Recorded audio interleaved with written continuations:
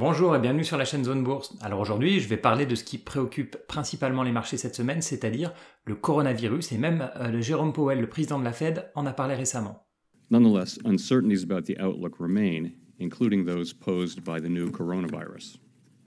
Alors moi, je dois tout de suite vous dire qu'avec ce type d'événement, je suis un peu biaisé parce que je repense toujours aux épidémies précédentes, c'est-à-dire la grippe H1N1, le SRAS, donc qui était déjà un coronavirus, et puis Ebola. Et c'est vrai que c'est toujours un peu le même schéma, c'est-à-dire que ça fait énormément de bruit dans les médias. D'un point de vue sanitaire, c'est vrai qu'on a un impact qui est souvent limité si on compare, ne serait-ce qu'avec la grippe qui fait à peu près 10 000 morts en France. Et d'un point de vue économique, c'est souvent extrêmement faible, l'impact est souvent extrêmement faible. Alors dans cette vidéo, je vais bien sûr pas parler de l'aspect sanitaire, ce n'est pas mon centre de compétence, je suis pas médecin, je vais rester sur l'aspect économique. Alors c'est pas du tout que je suis cynique et que je suis pas intéressé donc par tout ce qui se passe d'un point de vue sanitaire, mais je vais vous parler principalement de ce que je connais. Alors quelques mots quand même sur le virus lui-même. Les coronavirus, c'est une grande famille de virus qui va du rhume jusqu'à des maladies plus graves comme le SRAS, c'est-à-dire le syndrome respiratoire aigu sévère dont j'ai déjà parlé. Et on est en ce moment face à une nouvelle souche, donc il n'y a aucun vaccin disponible. Un vaccin, ça peut mettre des mois, voire des années à être produit.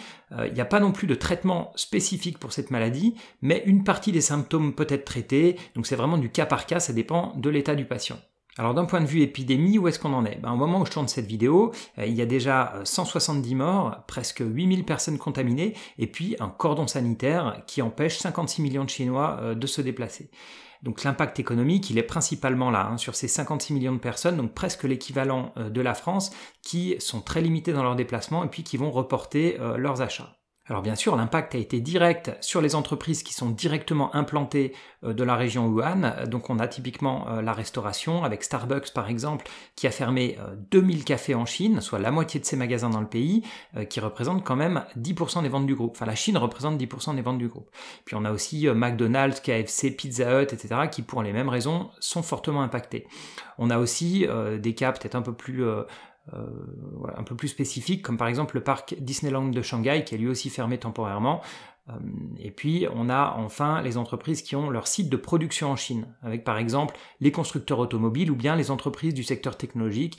Par exemple, il y a pas mal de sous-traitants d'Apple qui sont concernés. Alors on a aussi bien sûr un impact sur les secteurs où les Chinois sont de gros consommateurs, donc typiquement le luxe. Alors le nombre de touristes chinois qui vont acheter des sacs Vuitton pendant leur voyage à Paris ou bien des Rolex pendant leur visite en Suisse va fortement baisser, et les entreprises les plus touchées selon UBS, ça va être Swatch, Richemont et Prada, sachant que les françaises LVMH, Hermès et Kering seraient un peu moins exposées.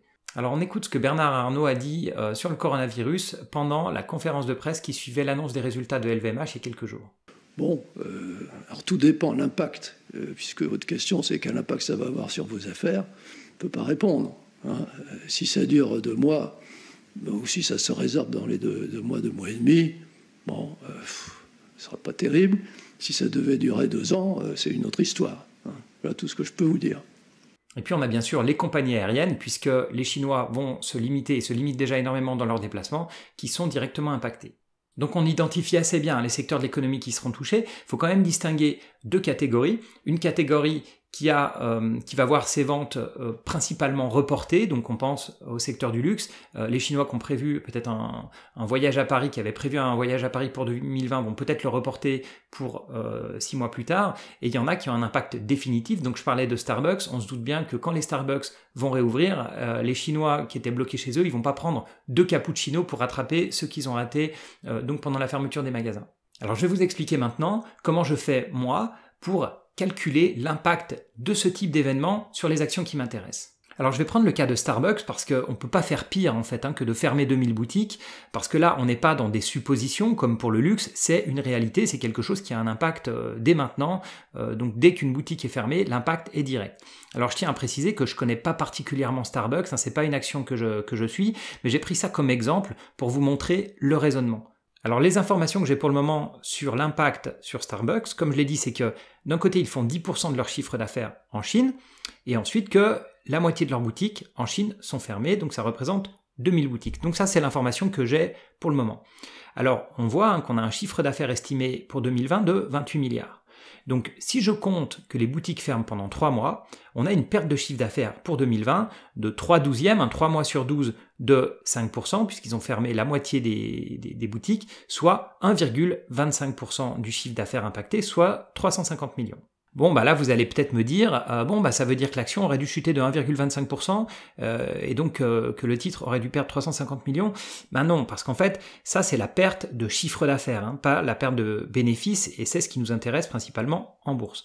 Et quand on valorise une entreprise, on est bien sûr plus intéressé par le résultat que par le chiffre d'affaires. Donc, est-ce que le résultat va baisser de 350 millions ? Non, parce que ils vont quand même avoir une réduction des coûts. Ils vont pas acheter de café, ils vont pas consommer d'électricité et probablement ils vont payer pas ou peu de salaire puisqu'ils vont renvoyer les salariés chez eux pendant tout ce temps. Et je suis pas sûr qu'il y ait une très grosse protection sociale en Chine. Donc moi je n'en ai aucune idée, mais allez, il faudrait faire une vraie analyse bien sûr, mais on va dire que sur ces 350 millions, la vraie perte sèche c'est 250 millions.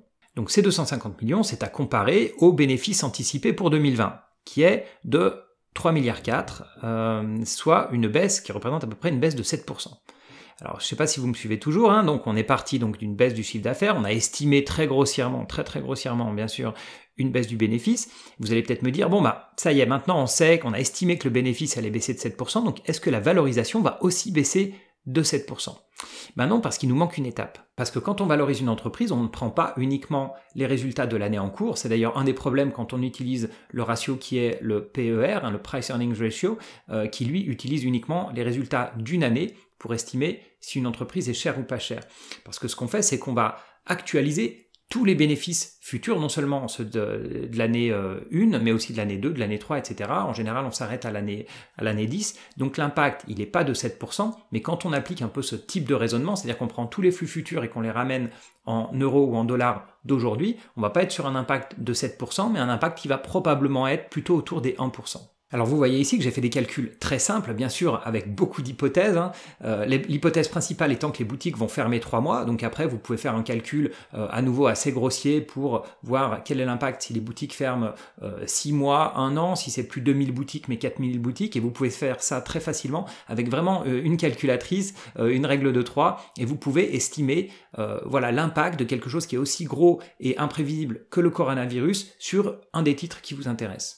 Alors, est-ce que vous êtes d'accord avec mon raisonnement? Je vous laisse y réfléchir. Eh bien sûr, des puristes qui vont me dire qu'il ne faut pas prendre les résultats pour valoriser une entreprise, mais plutôt les free cash flow, etc. Mais bon, globalement, l'idée est la même. L'idée est qu'on a une baisse de chiffre d'affaires très temporaire, qui est plus ou moins marquée, bien sûr, suivant si ce sont des entreprises qui exportent beaucoup en Chine ou non. Mais l'idée est là, vous pouvez facilement prendre, ça va de Airbus à LVMH, à Starbucks ou McDonald's, et avec vraiment 2-3 hypothèses, essayer de faire quelques scénarios pour voir un scénario catastrophe, un scénario plutôt positif et un scénario moyen, et voir ce que ça donne sur le cours de bourse de cette entreprise-là.